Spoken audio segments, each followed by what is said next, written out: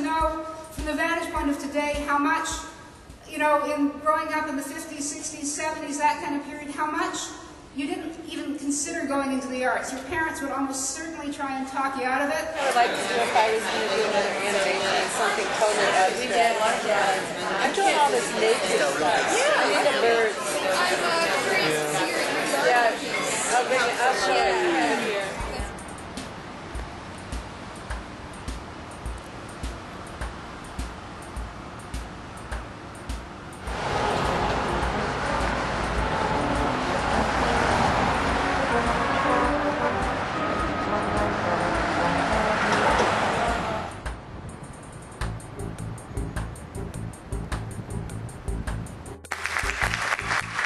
You can stop. 2 hours ago you never heard of me, and 2 hours from now you won't remember me. But in between, I think we'll have some fun.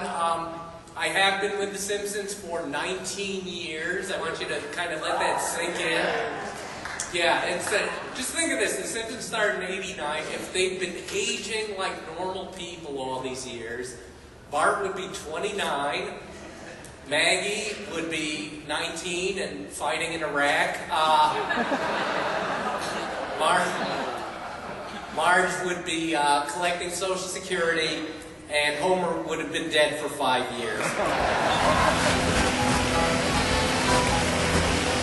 So I love, from the minute I first saw my art move, that's what got me. So when you see a drawing move for the first time, I think that's the initial magic, and it always is the magic. And I make a lot of art that doesn't move too. I do big pastel drawings, and I never really did illustration, but it's that magic moment when the thing comes to life on the screen that there's just nothing quite like it. And so so that was a dilemma, and I wanted to figure out a way to tell that story visually. So one of the challenges that I've set out in my animation is how to express myself without words through images and symbols and things to tell emotional states. In like mythological ideas and ancient cultures, this is something I've been interested in for a long time. So the next film I'm going to show, I think of as a transitional film in both style and in some of the interests that you'll see in the rest of my work. And it's in 9 episodes, which made it really easy for me to do a lot of experimentation. The original project, I was invited to be part of something called an interactive video disc. They don't exist anymore, but at the time, when was this, in the 80s, people were playing around with this thing where a viewer could interact with a video disc and decide somehow an order to watch these in. So that was the original design for this. Somebody I knew got a grant to do this, invited maybe 10 animators to be involved. And that's what got me started on this project, but it never got originally the viewer was going to choose the card and determine the order you watch this in. So I determined the order. So anyway, each card I thought of as representing a different aspect of personality and symbolized by the feline. So you'll see progression using that as the symbol. And also in each little episode, I played around with different techniques, materials. I started to get less round and more angular in some of the scenes. I started to put texture back into my work, which I had taken out to simplify drawings to be able to handle animation. So you'll start to see charcoal and pastel and cut paper, origami paper, and a whole variety of things. So it was a chance to do a little more experimentation.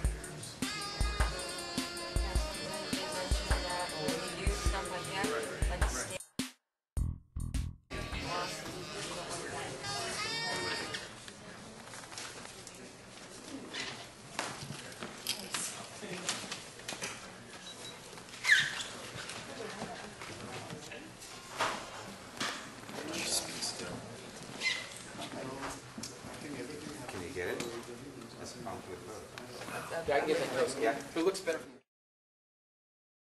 a bit later, and what I hope will happen to it in the future. This is more or less what I intend to do this afternoon, which is, maybe possible, maybe not. I brought with me a little device because I think when the pin spring is very difficult to describe if you don't have anything to show. But this little device I have here is actually a prototype of that was built at the film board in the early 60s. And with this, you will understand exactly what this whole thing is about. Because here the pin spring is actually framed, and the pins stick out on one side or the other. So, of course, this is more or less a negative of the other side, because what is missing here appears on the other side. This is more or less always what physically happens on the pin spring. It's like pin sticks have to have, for instance, texture on this. So, by pressing against the pin spring, you have this pattern appears. And of course, if with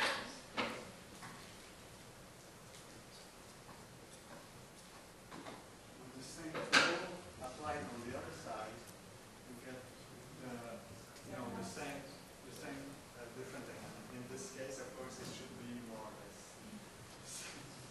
So, Our winners are, when David Baker came to Marilyn Schlack back in 2001 with the idea for an animation festival, she listened, and with her characteristic good instincts, she supported him.